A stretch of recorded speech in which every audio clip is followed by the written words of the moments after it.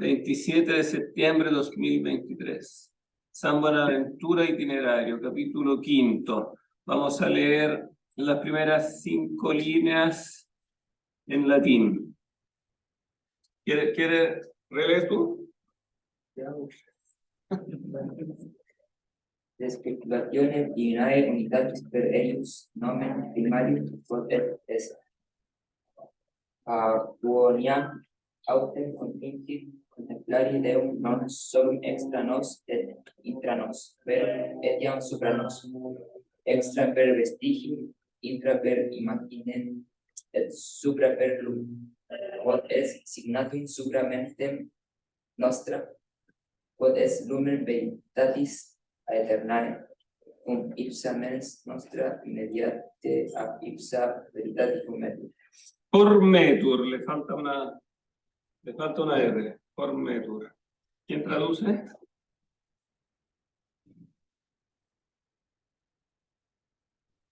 Francisco.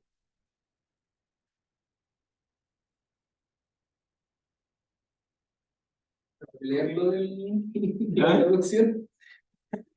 No vale. Esto es fácil. ¿Ah? ¿Quieres traducir tú? No, tú sí. Con ayuda sí. Intenta, yo te ayudo. O Francisco te ayuda. Poner de eso como cuando. Es más causal. Puedes traducirlo como. ¿Cómo? En el sentido causal. Como. Con. Contingere es como que ocurrir, ocurre. ¿Cómo ocurre?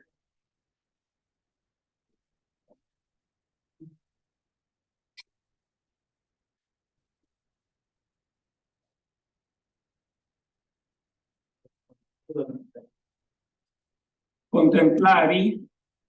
¿Ah? ¿Cómo? Cuando ocurre la contemplación. ¿Cómo ocurre que sí, es un infinitivo pasivo, que Dios es contemplado, que Dios se contempla? Claro, no solo extra nos, Fuera de nosotros. Y dentro de nosotros, sino también sobre nosotros. Ese es el esquema tal cual resumido de Agustín. Extra, intra, supra. O sea, se pasa de lo exterior a lo interior. Primero se contemplan las cosas externas, después se contemplan las cosas en el alma, y después sobre el alma se contempla. ¿Ah? Extra, bueno, aquí lo explica. Extra per vestigium, intra per imaginem et supra per lumen. Traduce. Afuera, junto a los vestigios. Claro, vestigio. O sea, la huella. La huella, claro, la huella. En las cosas externas, en las criaturas, está la huella de Dios, ¿no? La imagen. Claro, en el alma está la imagen de Dios. Sobre la luz. Y por sobre el alma está la luz. ¿Y qué es la luz? Una señal. ¿Eh? La cual es. Quod est signatum supra mentem nostram. La señal de la mente. La luz que está como impresa, asignada, impresa sobre nuestra mente, que es la luz de la verdad eterna. ¿No? La luz es la luz de la verdad, ¿no? Que está impresa sobre nuestra mente. Son todas citas de Agustín, pero también está esta cita del Salmo 4:7, que pasa en esta época pasa a ser también una cita canónica. El Salmo dice: Signatum est super nos lumen vultus tui, Domine. Oh Señor, la luz de tu rostro está impresa sobre nosotros, ¿no? La luz de tu rostro es la luz de la verdad, ¿no? La luz de la verdad, que está por sobre la mente. Bonaventura tiene en mente un pasaje de Agustín que todos ustedes también tienen en mente. ¿Se acuerdan dónde Agustín dice eso? Que la luz de la verdad está por sobre la mente, que entré en mí mismo y vi sobre mí mismo una luz no semejante a esta luz física. ¿Libro 10 de la Confesión o no? No, en el 7. Claro, en el 7 cuando dice, volví en mí mismo, entré en mí mismo y vi por sobre mi mente, ¿no? O sea, dentro de mi mente, pero sobre mi mente.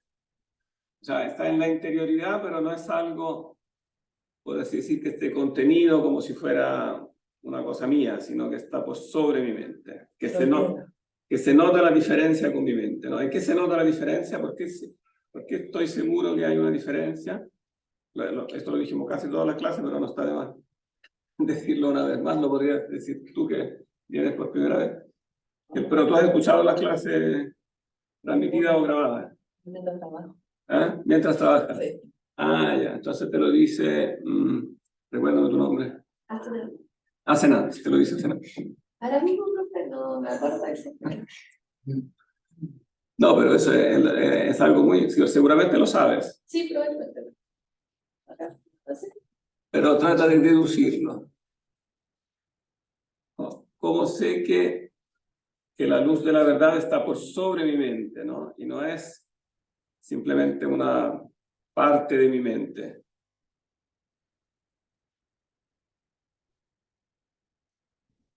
Te lo dice Jonathan, entonces. Lo mismo de Senat. Lo mismo.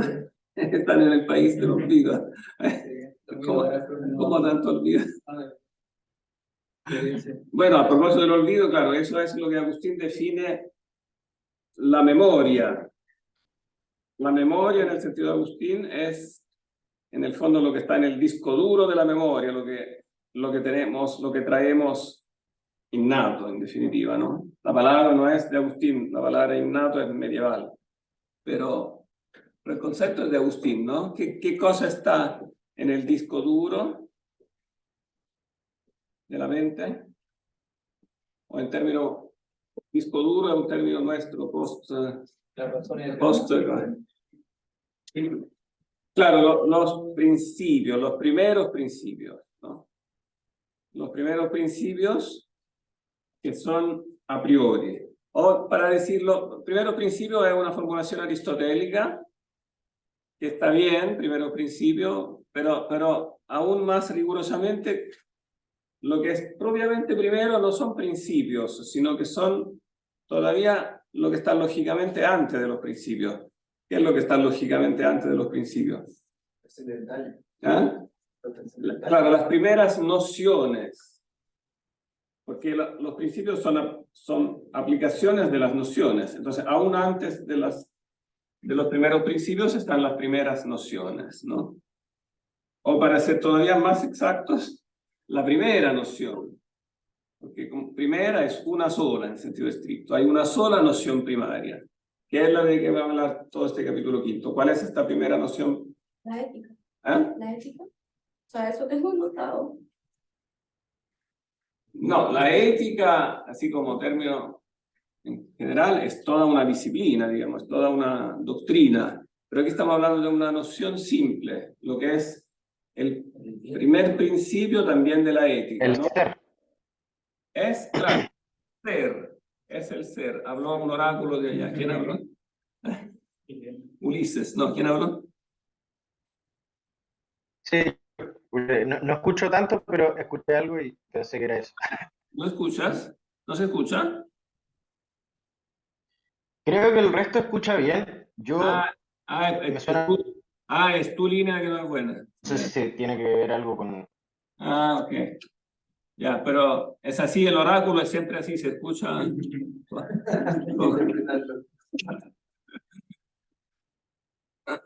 Estás en el antro de la Sibila, pero eso no era Ulises, era Eneas, ¿no? Claro, la primera noción propiamente tal es la noción del ser, ¿no? Que de hecho es lo que va a tratar este capítulo. Nomen primarium potest esse, o sea, el nomen primario, el nombre primitivo de Dios es el ser, pero antes de ser nombre de Dios en términos lógicos, es la primera noción, ¿no? Es la noción básica de la mente, o sea, el a priori en sentido estricto, ¿no? Porque la misma mente nuestra inmediatamente es formada por la verdad misma, o sea, recibe su forma por esta misma iluminación de la verdad, ¿no? Ahora, aunque esto también, que voy a decir, lo hemos dicho muchas veces, lo repetiré una vez más. Esta iluminación de la verdad no es algo sobrenatural, como podría pensarse de la formulación de que Dios ilumina la mente. Incluso acá le pone, claro, aquí en este texto, la verdad de Bonaventura es especialmente ambiguo. Por eso este capítulo 5 ha sido quizás el más como controvertido de los capítulos del itinerario en la tradición filosófica, porque está esa posible ambigüedad y Bonaventura no hace mucho para disiparla, al contrario, parece mantenerlo en la ambigüedad. O sea, que no se trata de, lo que yo quiero enfatizar es que no se trata de algo sobrenatural, como si estuviéramos como viendo a Dios de un modo directo, porque si fuera así, entonces si entendiéramos la luz de la verdad sobrenatural que está iluminando la mente, eso nos daría una ciencia perfecta. Si nuestra mente fuera iluminada en forma directa, como si estuviéramos viendo a Dios en forma directa y las ideas en Dios, entonces estaríamos ya en el mundo de las ideas, estaríamos ya como en Dios. Y eso evidentemente es falso, que nosotros evidentemente seguimos muy ignorantes, ¿no? Entonces es evidente que no tenemos una como iluminación directa, es una iluminación indirecta. O sea, se está hablando de la iluminación natural de la mente, es la luz natural de la mente, la que tiene todo ser humano, no solo los buenos, los sabios, los iluminados, etc., sino todo ser humano, como lo especifica Juan 1:9, en la luz que ilumina a todo hombre que viene a este mundo, ¿no? A todo hombre. Entonces, desde todo hombre se deduce que es la luz natural de la mente. De ahí que es falsa la acusación que se le ha hecho de muchas partes a Agustín. ¿Y ahora qué pasó? El eco. Ah, no, es el tuyo. Estamos en el antro de la Sibila. Es básicamente falsa esa acusación que se le ha hecho a Agustín de decir que confunde la iluminación natural con la sobrenatural, o el proceso natural de conocer con un fenómeno místico. Agustín en realidad no lo confunde. Pero para decir verdad, Bonaventura aquí un poco de confusión hace, por eso este capítulo lo vamos ahora a analizar, porque aquí esta ambigüedad como que queda un poco latente, ¿eh? No le queda del todo claro a Bonaventura que hay que marcar bien esta distinción. Después fue una consulta. Ajá. Cuando ya, el primer término sería el ser, pero ¿y el bien? ¿Qué lugar ocupa? ¿No podría haber sido el bien también? ¿O es lo mismo, como digamos? Bien y ser son lo mismo, pero se distinguen conceptualmente. O sea, tienen el mismo rango de, la misma como extensividad de significado, en el sentido de que el bien es coextensivo al ser, todo ser es bueno, o todo el ser es bueno, ¿no? Pero bueno le agrega algo a ser, o sea, en ese sentido es un concepto primario, sí, porque es coextensivo al ser, pero es secundario en el sentido que le agrega algo al ser, o sea, es el concepto de ser visto bajo un cierto respecto, ¿no? ¿Bajo qué respecto? El bien es el ser en cuanto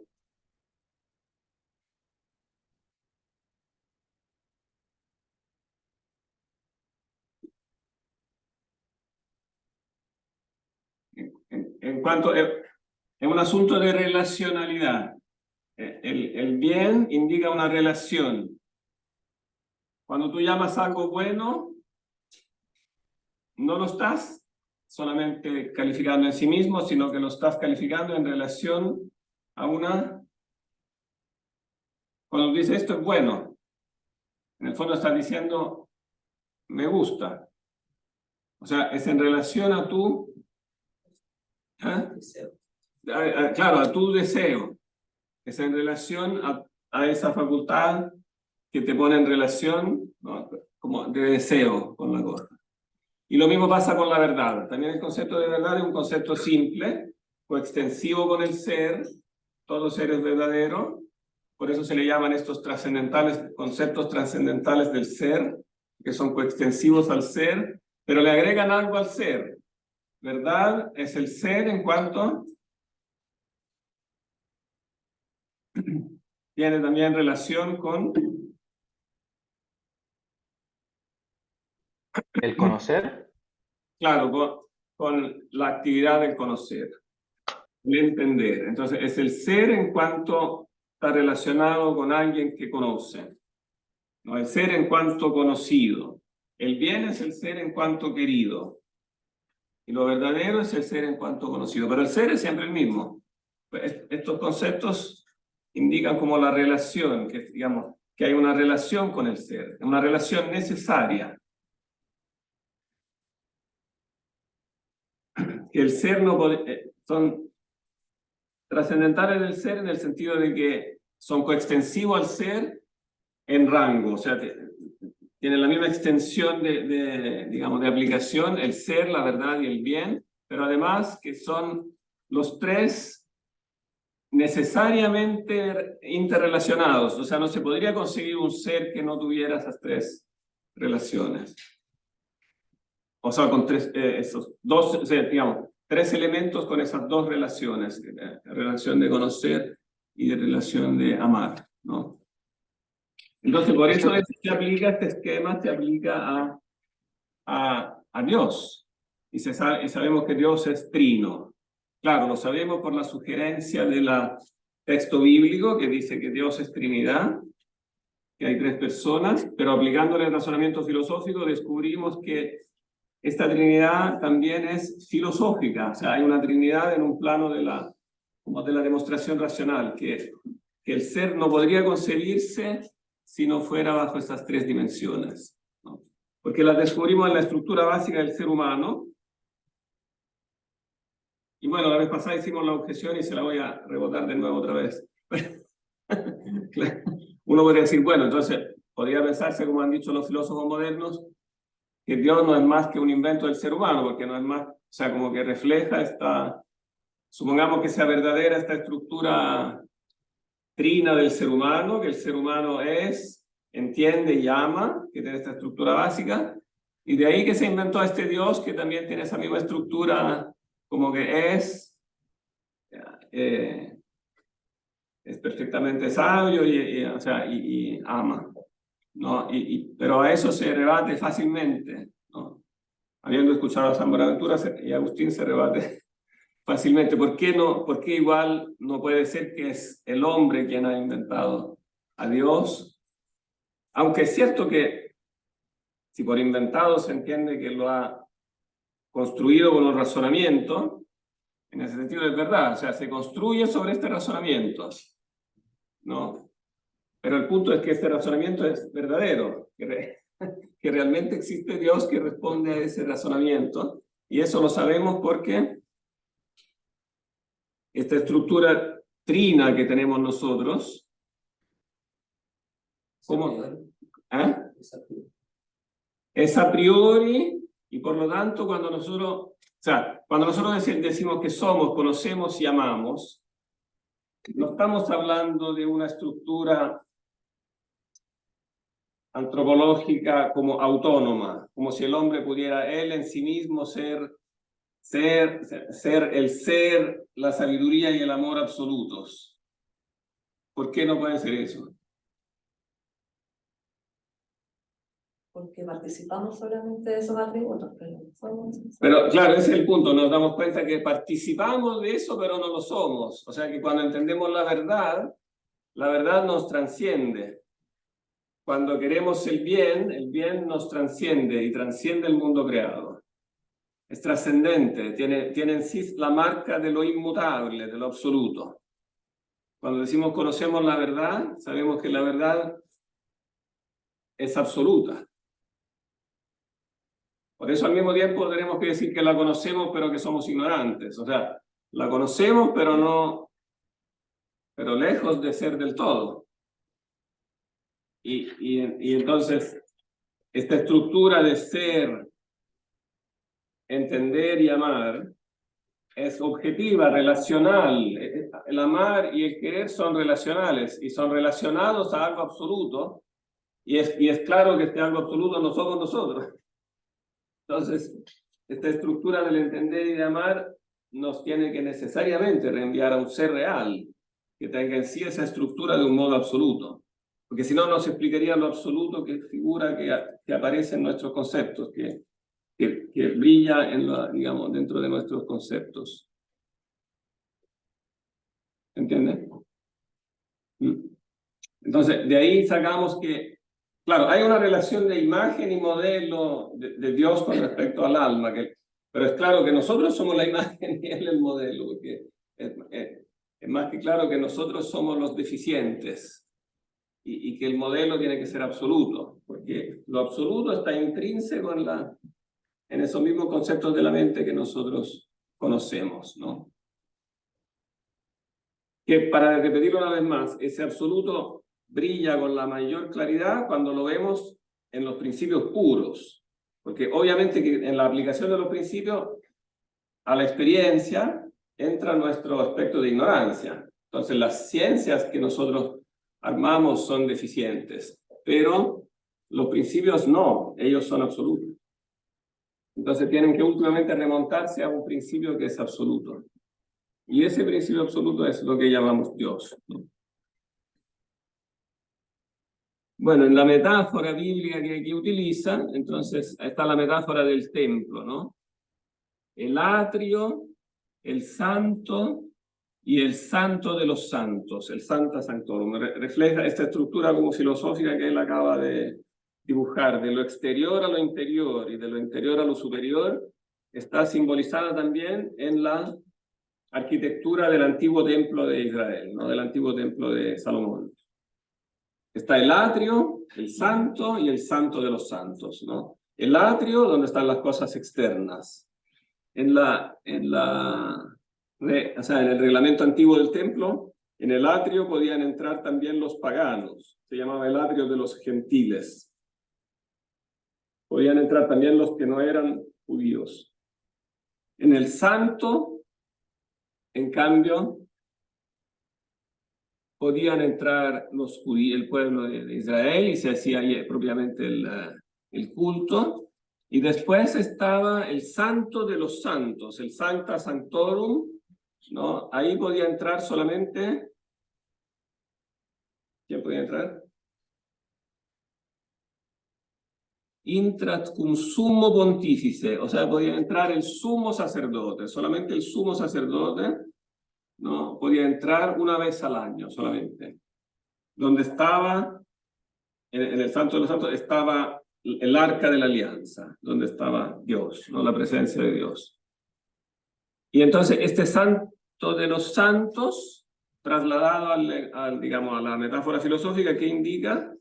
¿Qué es este santo de los santos? ¿Dónde está la presencia de Dios? Es lo mismo que ha dicho 2 líneas antes.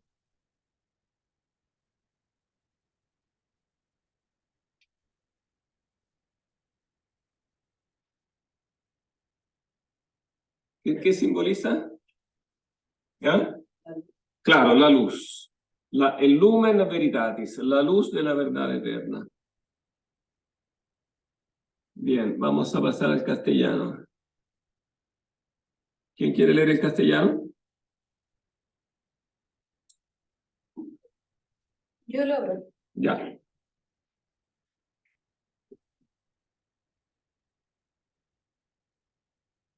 Capítulo 5. Especulación de la unidad de Dios por su nombre primario, que es el ser.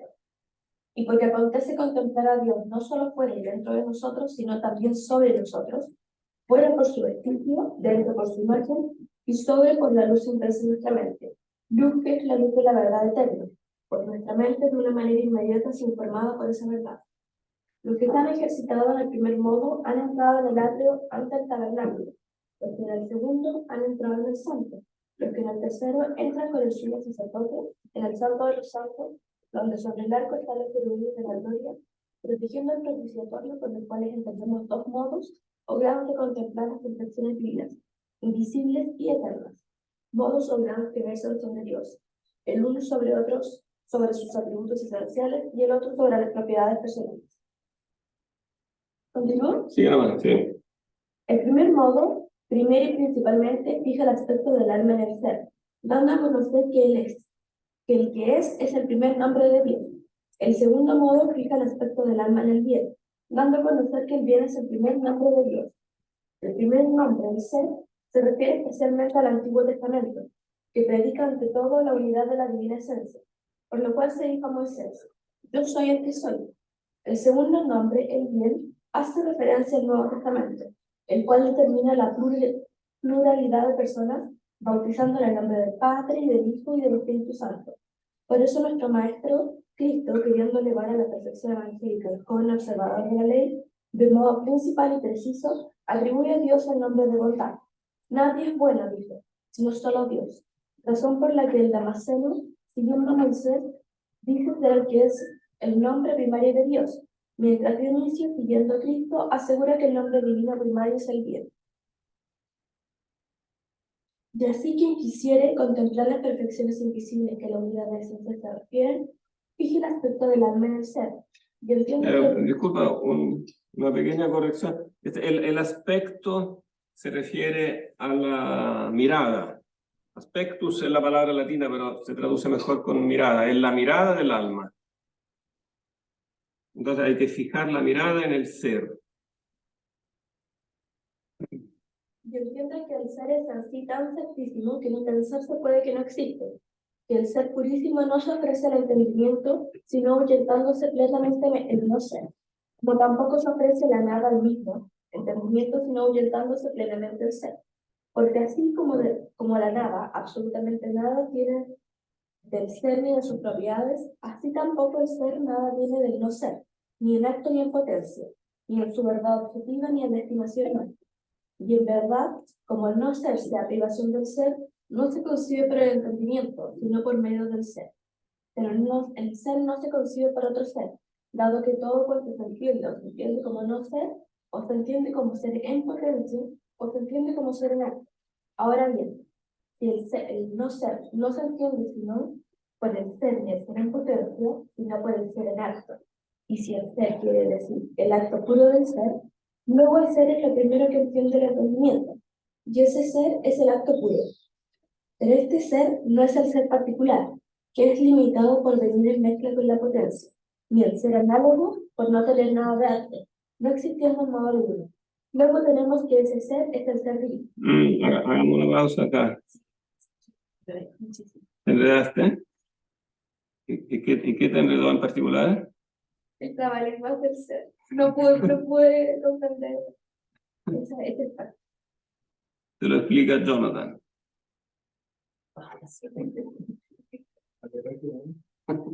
Hoy tiene un nuevo look. ¿No?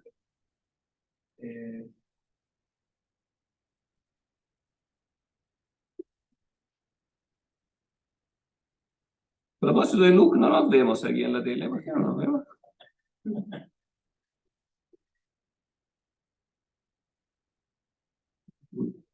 Al otro lado. ¿Dónde? En la otra esquina, superior. Ah. Aquí. Sí, por este lado. Ahí sí nos vemos. Ahí se ve Jonathan,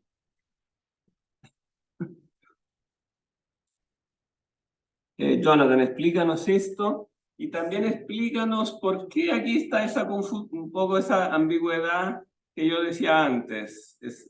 ¿La de la luz? La de la luz, o sea, de la luz en relación a Dios. ¿Cuál es porque en un sentido, esta luz es Dios, pero en otro sentido, no es exactamente lo mismo que Dios. Es una luz que viene de Dios, pero no es exactamente Dios en forma directa. Porque si no, insisto, si fuera Dios en forma directa, no tendríamos ignorancia, tampoco tendríamos maldad, porque si estuviéramos viendo a Dios en directo, no desearíamos a nada más. no tendríamos la tentación de desear las cosas inferiores con preferencia a Dios, porque si viéramos en directo a Dios sería como evidente que Él es el bien absoluto.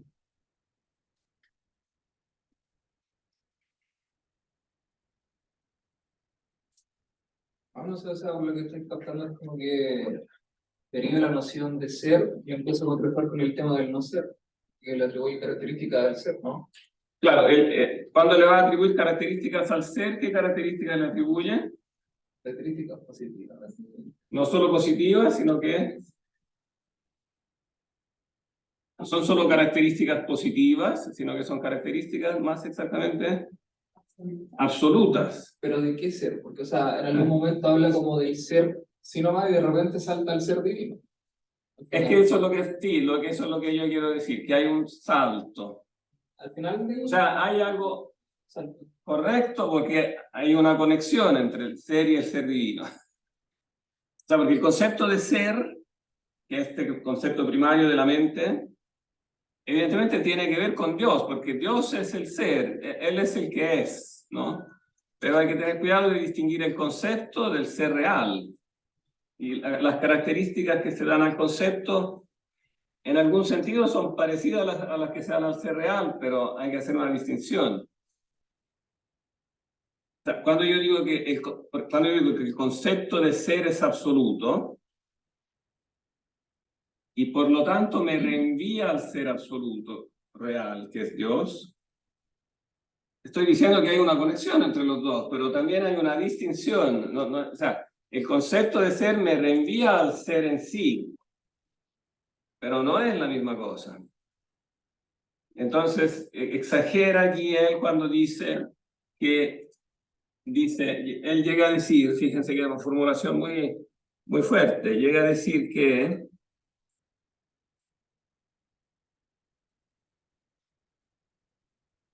claro, el ser es lo primero que entiende el entendimiento.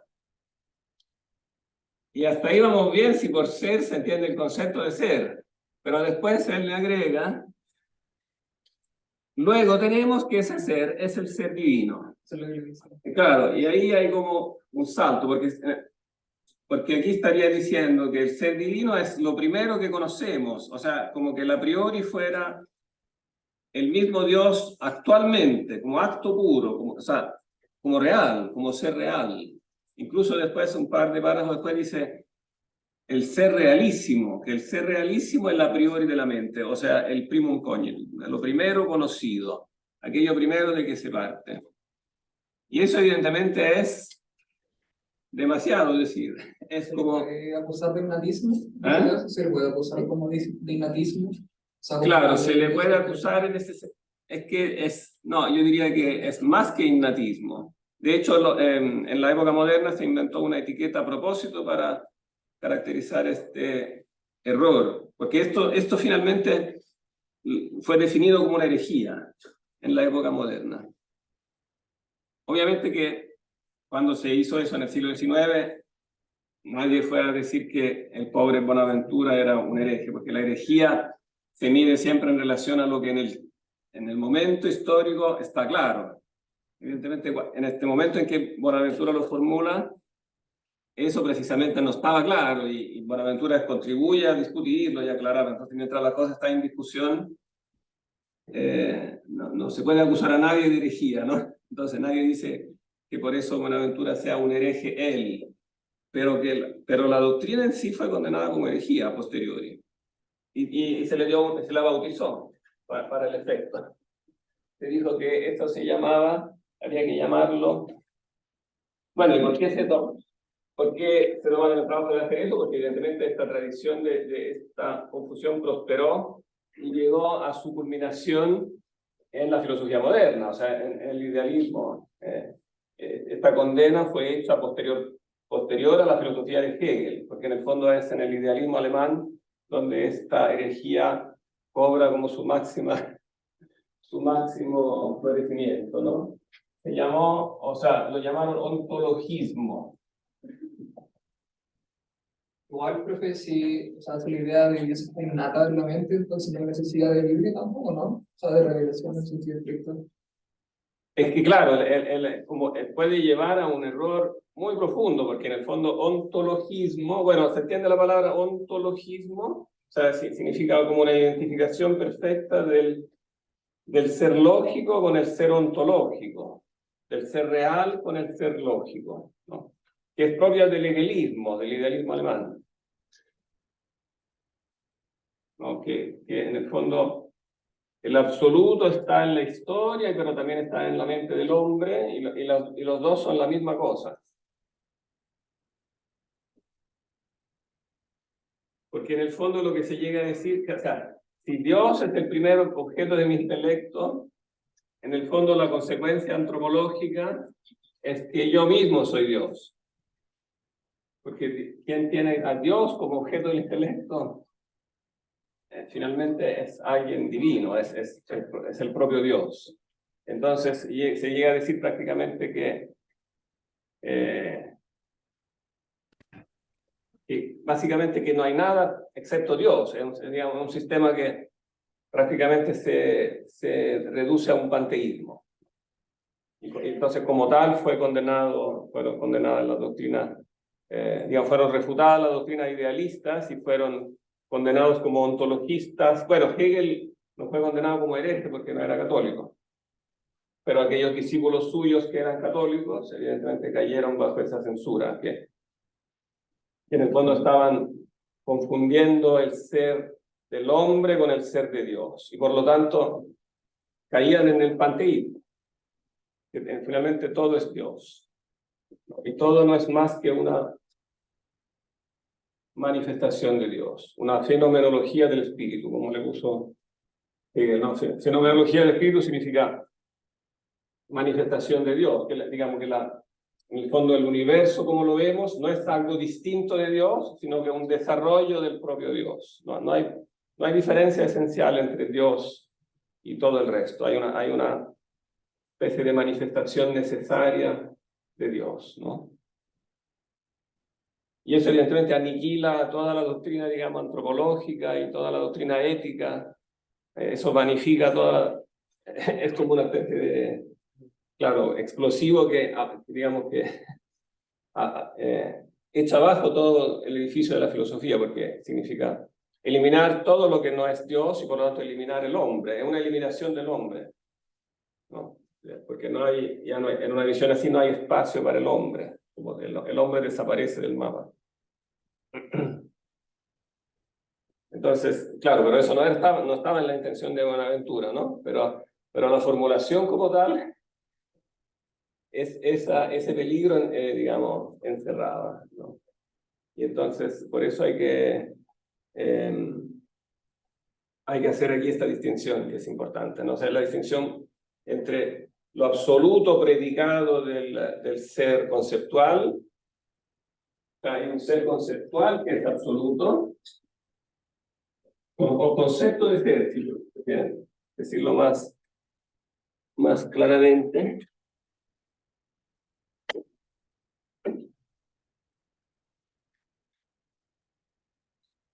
Este concepto de ser es absoluto, infinito, perfecto. O sea, pueden ponerle todas las perfecciones,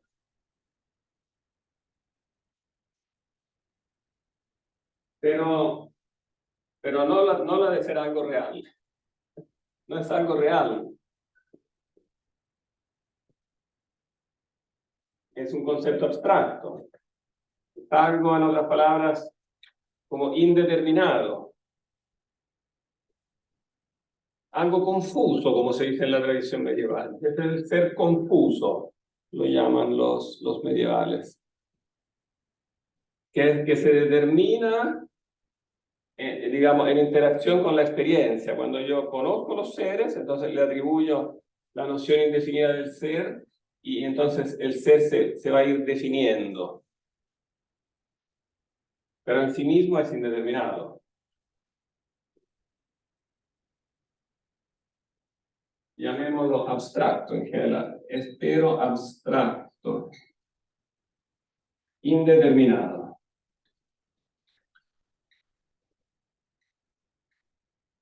Mientras que el ser en sí,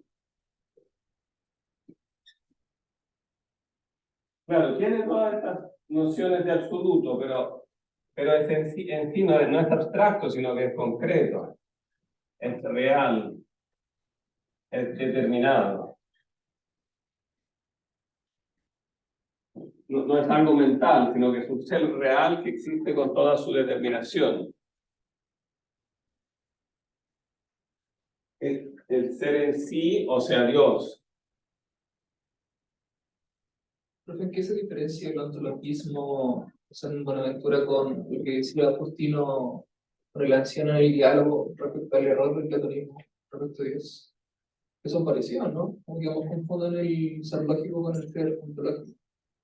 Claro, tiene un cierto parecido, sí, porque hay una, claro, cuando Justino era joven y era platónico, y decía yo me hacía como la ilusión que estudiando las ideas, la doctrina de las ideas, etcétera, de un momento a otro iba a ver a Dios. O sea, como que se pudiera pasar como directamente de la contemplación de los conceptos abstractos a la contemplación de Dios. Porque evidentemente hay una relación, lo que hay que entender bien es que evidentemente hay una relación entre conceptos e ideas, ¿no?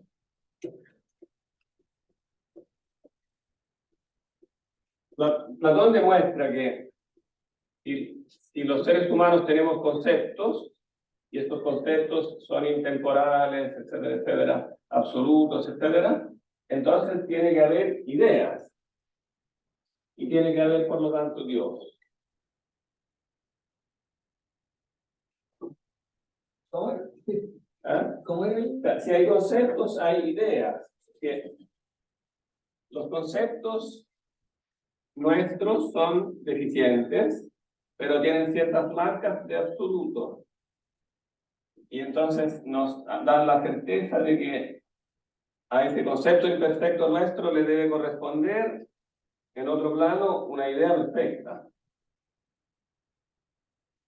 Nuestro concepto del perro es deficiente, pero tiene ciertos rasgos de absolutidad, intemporalidad, etcétera, que hace pensar que existe en el mundo trascendente una idea perfecta del perro. Y si existe una idea perfecta del perro, entonces está Dios que la piensa, ¿no? Pero de eso no se deduce que la línea de razonamiento es correcta, pero no se deduce que las dos cosas sean la misma, que los conceptos sean ideas, y que no se de tanto ejercitarme en mirar conceptos, de pronto voy a llegar a ver a Dios. Que es lo que de una u otra forma, en una ambigüedad que en Platón siempre está ahí, ¿no? Que el filósofo tiene que ejercitarse en contemplar la matemática, etcétera, porque todo esto es algo así como un ejercicio espiritual, que de tanto contemplar entes matemáticos, como los entes matemáticos están en Dios, entonces de pronto va a ver a Dios. ¿No? Pero no es, claro, hay una conexión lógica, pero no son realmente la misma cosa. Que todavía me quedo en la duda que usted mencionó sobre el sentido ambiguo de la luz, porque claro, se supone que el hombre está hecho a la semejanza de Dios, Claro, entonces la iluminación está intrínseca, la iluminación de la verdad en nosotros. claro. Pero ¿de dónde viene lo malo? Porque se supone que en ese sentido estamos hechos a la semejanza de Dios y el bien estaría intrínseco en nosotros. ¿Dónde estaría? ¿En qué momento aparece lo malo? No, me perdí. ¿Lo malo en el sentido ético? Claro. Ah, buena pregunta. ¿Quién quiere responder? Yo me acuerdo que quizás parte, o un concepto importante para entender el mal, o la aparición del mal, el hombre es libre albedrío, que se entrega a la Claro, está el libre albedrío, pero para entender bien el libre albedrío tienes que conectarlo con otra cosa más. Está el libre albedrío, pero tienes que conectarlo también con esto que acabamos de decir. Porque está bien, tú puedes decir, hay libre albedrío y por lo tanto podemos decidir elegir algo bueno o algo mejor. Porque en el fondo el libre albedrío consiste es como en elegir entre En diferentes escoger. bienes y ponerlos en el correcto orden, ¿no? O sea, en elegir los bienes y quererlos ordenadamente. Pero en esta elección entra otro factor que es importante tener en mente, que no se trata simplemente de elegir entre una serie de objetos que tú tengas todos a la vista. Por ejemplo, tú tienes una serie de tortas y bueno, tienes que entonces tú estás en una vitrina de la pastelería y entonces, claro, puedes empezar a preguntar los precios, preguntar los ingredientes y ahí haces una comparación y compras lo mejor que tú puedes comprar al precio que más te conviene y entonces elegiste lo mejor, ¿no? Tienes este libre albedrío y para elegir lo mejor. Pero aquí en esta opción, en la opción que tiene el ser humano, entra un elemento que no tienes a la vista en la experiencia directa. No sé si me explico. Conocer el bien. O sea, cuando el ser humano no elige simplemente entre bienes materiales, sino que en su opción entran elementos que no están a la vista. Voy a hacer el ejemplo más fácil. Cuando tú estás negociando con alguien, no tienes solamente objetos materiales, también tienes elementos de justicia. ¿Qué cosa es más justo? Y entonces, si hay un error en la, digamos, si hay un error en la lista de los precios, que te están vendiendo la torta de chocolate por 1.000 pesos. Cuando tú sabes que el chocolate tiene un precio, solo por sí mismo el cacao bruto tiene un precio superior a eso, tú sabes que hay un error, pero tú lo eliges porque te conviene económicamente, pero estás haciendo una mala elección desde el punto de vista ético, porque tú estás, en el fondo, comprando eso a un precio injusto, ¿no? Pero esa cosa, esa norma que te dice que no deberías hacer eso, no es un objeto que está ahí en la vitrina. Entonces hay un proceso de como relación con esas cosas, digamos, las normas de la justicia, en teoría deberían atraerte, pero esta atracción no es una atracción directa, es una atracción de otro orden, de un orden que es superior al orden de la experiencia física. Y si tú no estás en ese orden, digamos, si tú te mueves solo en el orden natural, razonarás solo en base a eso, pero cometerás algo malo. Porque no te has sentido atraído lo suficiente por la belleza de la justicia, como diría Platón, que no era una cosa que estaba ahí en la vitrina, pero que es una cosa real. Entonces, que en el fondo, y ahí, bueno, y eso sí lo explica bien Bonaventura. Por eso dice, bueno, por eso que se necesita también esta experiencia sobrenatural de los bienes que no son empíricos, que eso sí tiene una experiencia sobrenatural. O sea, necesitas una ayuda sobrenatural para percibir la belleza de algo que no está en el nivel de los entes empíricos. Cuando tú sientes el atractivo de la belleza de ser honesto y de decirle a la persona que está equivocada el precio, ese atractivo no es natural. Es como un llamado del ser sobrenatural, porque esa cosa que no está en el orden empírico tiene una belleza, pero no es una belleza inmediatamente visible para nosotros, es velada. Claro, tú puedes hacerlo simplemente por un sentido de como miedo cívico, como que te vayan a castigar después, o quizás alguien piense mal de ti. Claro, si tú lo haces por un motivo puramente como terrenal, digamos, haces una cosa externamente correcta, pero realmente no sientes en ti el amor a esa cosa, digamos, a ese acto. Entonces no es lo mismo que querer realmente el bien más allá del bien empírico. Entonces, claro, en este tema del libre albedrío no está simplemente un poner en orden, como en un orden de calidad los bienes empíricos, sino que ponerlos en un orden tal que tú percibas digamos, la belleza de la justicia de cómo los bienes digamos, deberían ser utilizados, que es independiente muchas veces de su de su calidad. Donde entran en juego otras normas, que no son las normas simplemente económicas, ¿no? ¿Es en qué parte del libro de San Buenaventura sale? Lo de la justicia. Bueno, en el fondo sale en los últimos 2 capítulos donde se habla del bien. San Agustín Y es claro, pero está todo basado en el fondo de la doctrina de San Agustín cuando dice que, digamos, el querer el bien, en definitiva, en un sentido estrictamente ético, el querer el bien es algo sobrenatural, es algo que se puede hacer por la gracia solamente, no por la naturaleza. Y está basado en el razonamiento metafísico de base que el bien nos atrae, sí, siempre y cuando lo tengamos delante de la experiencia. Entonces, ¿qué es la gracia? En el fondo, la gracia no es más que Dios que nos muestra a la experiencia, nos muestra en forma real, algo que no tenemos a la vista en el mundo empírico y que tenemos en el horizonte conceptual, sí, pero el horizonte conceptual no basta para que producir un atractivo suficiente. Tiene un cierto atractivo porque con la mente lo aprobamos y decimos, qué bonito ser honestos. O sea, con la mente lo aprobamos, porque en el nivel conceptual sabemos que es así. Qué bonito no robar, no evadir impuestos, nunca mentir. Entendemos que eso es bueno y nos atrae en cierto modo, pero no es un atractivo suficiente para que cuando llegue el momento de hacerlo, de verdad lo hagamos. Porque cuando se presenta el momento, queremos que todos los demás lo hagan, sí.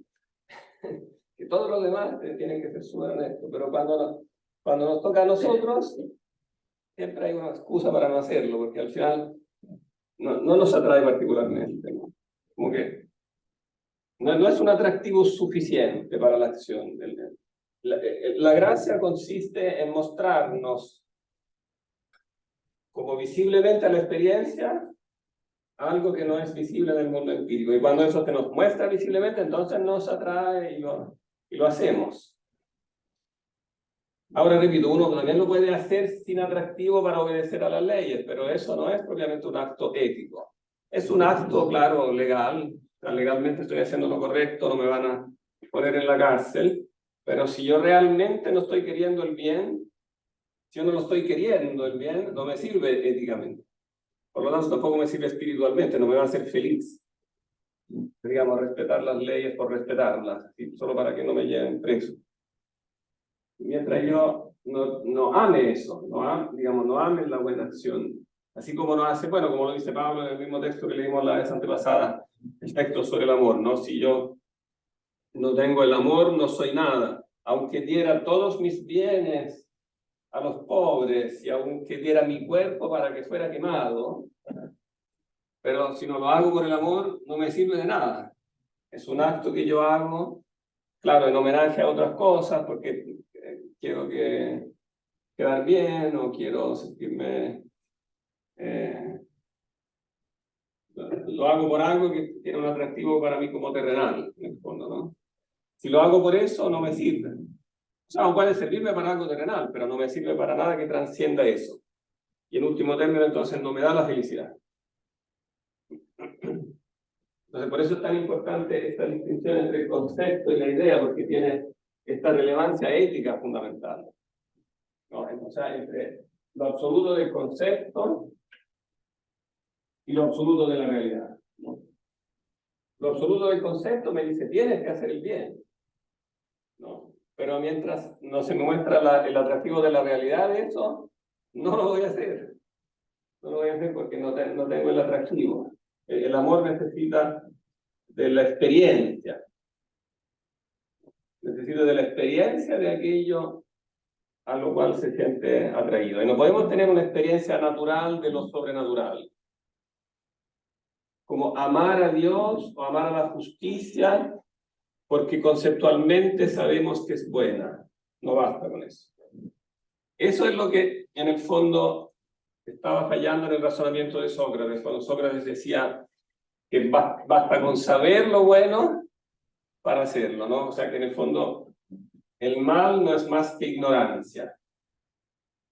en cierto sentido es verdad. Claro, hay que saber el bien para hacerlo, pero no basta saberlo en un nivel conceptual, tienes que saberlo en un nivel experiencial. Y para saberlo en un nivel experiencial necesitas que la realidad trascendente, ella misma se te desvele, se te muestre en algún sentido, para que tú sientas el atractivo real de eso. ¿Podría referirse un poco como la relación que está entre los conceptos y la idea o la realidad trascendental? Porque, o sea, por lo general, o sea, yo básicamente he entendido que siempre los conceptos participan de la idea, pero no, a mí no me queda bien claro, con solo esa frase, participar de una realidad trascendental, cómo se logra relacionar dos cosas radicalmente distintas. O no sé Claro, si no son radicalmente distintas, claro, tienen un punto en común. Tienen un punto en común, y ese punto en común lo puedes sintetizar en eso que dijimos, en la idea del ser. O sea, todos nuestros conceptos vienen del único concepto del ser, ¿no? Y este concepto del ser se va aplicando a los diferentes como objetos empíricos, y a medida que se aleja del concepto primario, aumenta la cantidad de errores que nosotros hacemos. Entonces, claro, las verdades más próximas al concepto primario son más evidentes y fáciles de comprobar. A medida que nos alejamos del concepto primario, van aumentando los errores y las imperfecciones, ¿no? Pero el hecho que todas se remonten a este mismo concepto absoluto nos hace pensar que esto es un reflejo de lo que está en el mundo superior, donde el punto superior es como el ser mismo de Dios, y, digamos, y las ideas son las ideas de Dios, las ideas donde... Pero hay un punto de contacto que es absoluto, y por eso nosotros sabemos que existe este mundo absoluto, porque tenemos el absoluto conceptual en nuestra cabeza. este es el punto de contacto entre los Ese es como el dos. punto de contacto, claro. Esta es la luz que, claro, esta es la luz de la mente,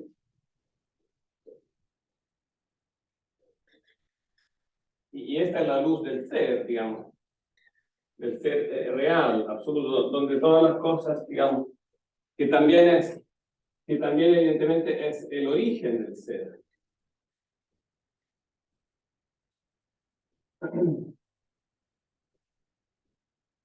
El concepto, quizá una manera fácil de entenderlo puede ser, el concepto es una visión parcial de una idea, o sea, es como una especie de, ¿cómo se dice? Como un hoyito en la pared a través del cual tú puedes ver algo que realmente está en la idea, ¿no? En la medida en que el concepto es acertado, por supuesto. En la medida en que el concepto es verdadero, es una visión parcial de la idea. Pero la idea siempre tú la estás postulando como existente, porque en el fondo cuando tú buscas algo, cuando tú buscas la verdad de algo, siempre estás postulando que tu conocimiento es imperfecto, pero va hacia uno más perfecto. Y el conocimiento perfecto de algo no es más que la idea de algo, la idea divina, la idea en el sentido, la idea en el sentido platónico, la idea divina. El concepto siempre postula la idea, postula que hay conocimiento perfecto de algo, que tú lo estás viendo de un modo muy parcial, muchas veces equivocado, pero que como tiene los principios correctos, siempre lo vas a poder seguir criticando y corrigiendo, ¿no? O sea, entonces, en el sentido del conocimiento es siempre como imperfecto, pero siempre perfectible. Y eso postula la idea de perfección, postula que la mente siempre está trabajando con esa idea de perfección en la mente. Y la idea de perfección no es más que eso, que en el fondo postular que esté esa idea perfecta que potencialmente tú puedes llegar a conocer. Pero, repito, es importante entender la distinción porque el punto de vista ético, como precisamente porque nuestro conocimiento de las cosas en general es tan imperfecto, resulta que también nuestro amor es muy imperfecto, que las dos cosas van de la mano. Entonces, cuando, digamos, tú sabes que tienes que amar cierta cosa, pero la forma en que la ves no te la hace suficientemente amable. Y entonces te cuesta, en realidad, digamos, tiene que haber un incentivo más allá de lo natural, de lo inmediatamente presente, para que tú realmente tengas el incentivo de quererla realmente, ¿no? Tanto las cosas como las personas. Que lo que tú amas realmente es, o sea, lo que tú necesitas realmente es el bien absoluto. Y las cosas que tú tienes delante de la experiencia son en sí mismas consideradas siempre muy imperfectas. Para amarlas, tendrías que verlas como en el plan perfecto que tienen, como en la mente de Dios, ¿no? Porque ahí todo cobraría sentido y tú dirías, ah, sí, esto vale la pena, ¿no? Pero eso no nos es inmediatamente visible. Cuando tú te levantas en la mañana para venir a la universidad, tú no percibes todo el bien que eso supone, solo ves una pequeña parte. Entonces, dices, pero ¿por qué me tengo que levantar al final? Lo que hago no es mucho. Y claro, pero porque tú ves solo una pequeña fracción de lo que está sucediendo, no ves toda la conexión completa y por lo tanto tampoco la puedes amar como se merece, ¿no? Entonces, por eso, claro, es sólida esa doctrina de Agustín que dice, para que tú realmente logres eso, tienes que comunicarte directamente con el que está a cargo. Digo, él te ha dado los conceptos correctos, tienes que utilizar la razón natural. Pero tienes que pedirle a él que te muestre un poco más para que... O sea, porque es lógico que si él te ha dado los conceptos naturales, también te va a ayudar de un modo que va más allá de eso. Eso es como la base para partir, pero después te va a ayudar más, pero espera que tú en el fondo, entres en comunicación con él. Ahí está o sea, que se produzca un diálogo en que tú le pidas claro, que se muestre él, ¿no? Porque en el fondo todo esto, digamos, todo el mundo que nosotros conocemos a través de los conceptos, en el fondo no es más que un instrumento que él pone para que tú puedas finalmente llegar a él. Entonces, esa es la correcta manera de usarlo.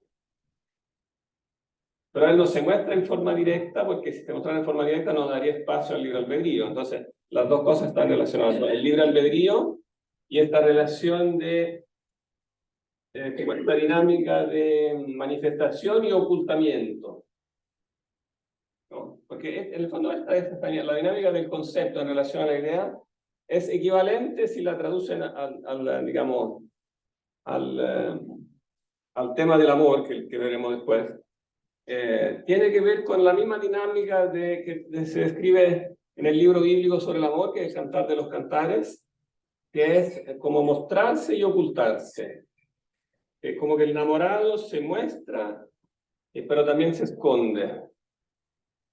La mujer se adorna, se arregla para que un hombre la note, la tome en cuenta, pero después cuando le dirige la palabra como que se esconde, se escapa o resiste. Como que hay una dinámica de mostrarse y, digamos, ocultarse, que es propia del amor, porque tiene que atraer, pero más allá de lo que es lo inmediato, ¿no? Entonces es un juego en que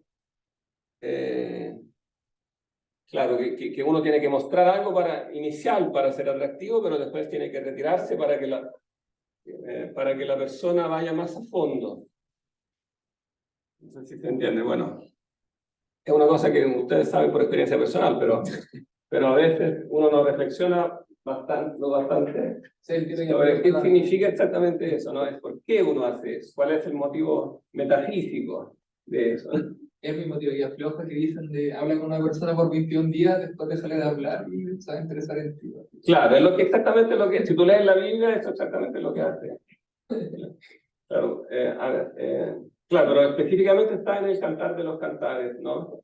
Por eso es una buena lectura que ustedes, creo que lo puse creo que lo puse entre las lecturas. Pero esta es una lectura fácil. El Cantar de los Cantares es un librito como que se lee en 2 horas, así, con mucho.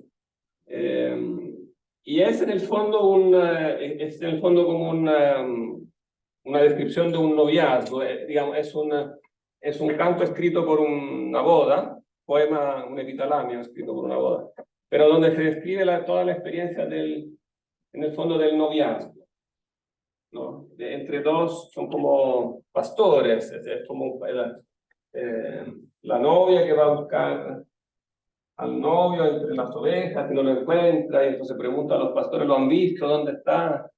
Como que se escondió. Y entonces, claro, esto es lo que siempre pasa, ¿no? Que uno, claro, uno cree, espera algo y después no llega, no me llamó. Entonces, pero es una dinámica metafísicamente necesaria para progresar en esto. Entonces, eso es lo que hay que entender acá. ¿Creo que usted grabó la clase o no? Sí, ahora se me perdió la noción del tiempo, entonces, ¿verdad? Estamos casi en la hora, ¿eh? Pero el resto se entiende fácilmente habiendo aclarado este punto, ¿eh?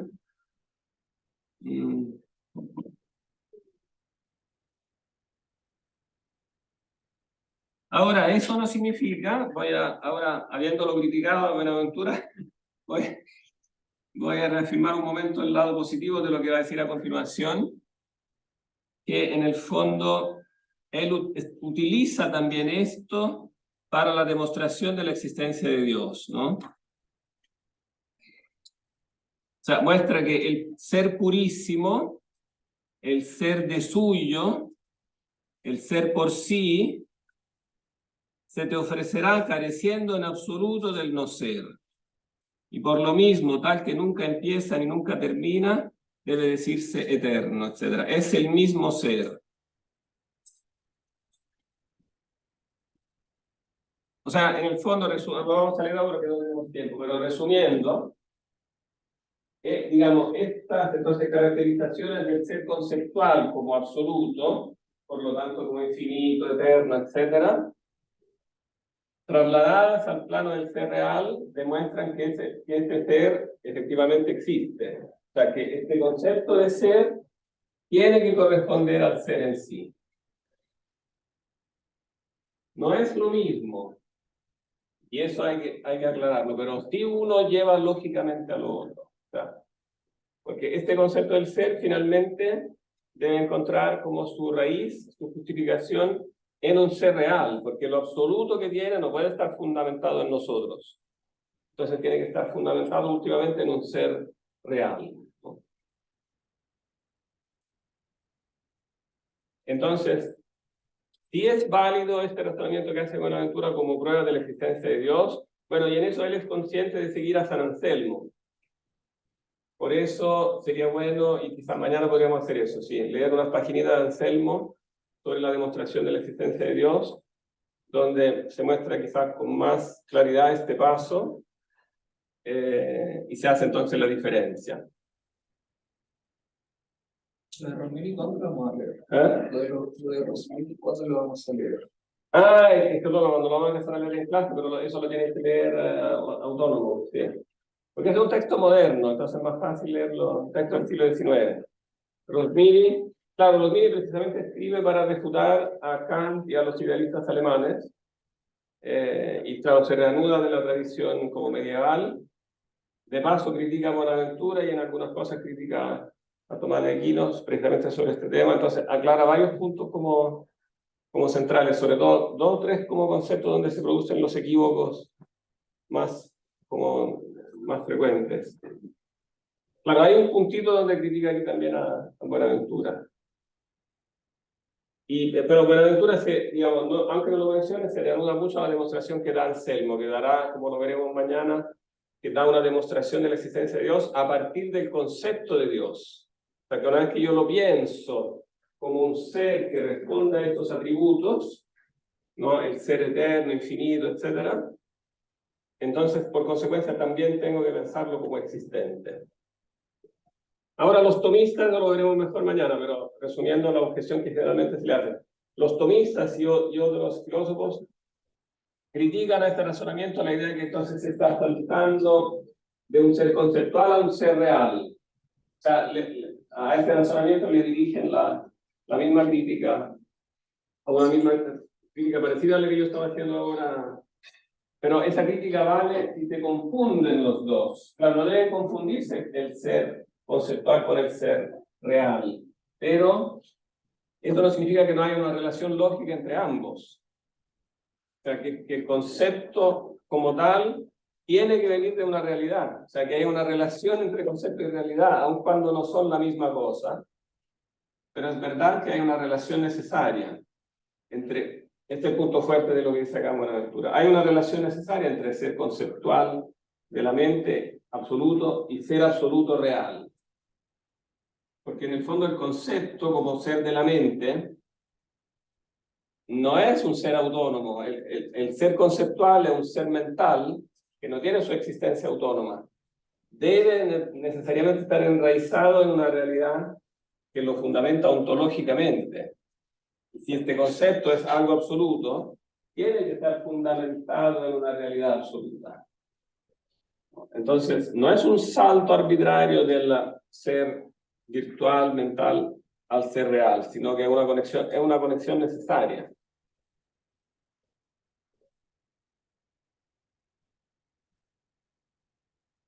Verán que quizás algunos liquidan esto diciendo, bueno, sí, pero esto es lo platónico. Claro, el punto es que el punto que yo hago es que esta es la parte sólida del razonamiento platónico. No basta decir que es platónico para decir que es platónico, entonces no vale. Hay que ver qué Platón dijo bien y qué no dijo bien. Y hay una parte sólida del razonamiento platónico, que precisamente es la que decíamos antes, que cuando yo concibo delante de la mente lo absoluto, después tengo que postular que lo absoluto tiene entonces su realidad propia, que es independiente de mí. Esa es la parte sólida del razonamiento. Ese es aquello por lo que Platón es Platón. Si no, no sé, digamos, si hubiera dicho puras, digamos. Es muy curioso que a Platón lo ponen en un gran pedestal, ¿no? Nadie les va a decir que Platón hay que sacarlo del currículum de filosofía o que todos como que lo tienen en gran veneración, es el nombre que es. Pero después cuando hablan de él, nadie te dice qué dijo de verdadero, parece que todo lo que dijo estaba equivocado. Entonces, uno dice, pero ¿para qué está ahí? Pero algo descubrió, por algo es Platón, ¿no?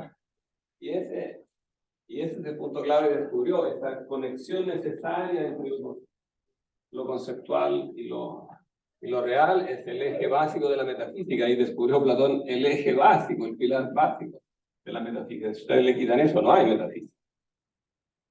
Es tan simple como eso, ¿no? Este es el pilar básico. Y es, para repetirlo por centésima vez, lo que Platón dice cuando habla del famoso retoño del bien y del bien en sí. ¿No? En esa paginita de la República está este eje central, ¿no? Que en la mente tenemos la luz de la mente, que es emanada del bien, que no es el bien, pero que necesariamente es un retoño de él. Por lo tanto, demuestra la existencia de él, ¿no? Es una demostración de la existencia del bien en sí. La luz de la mente es una demostración de la existencia del bien en sí, o del ser en sí. Bien, acá tenemos que terminar la reunión porque si no nos van a retar. Si pueden leer un poquito del Monologion para mañana, como las primeras 2 o 3 paginitas.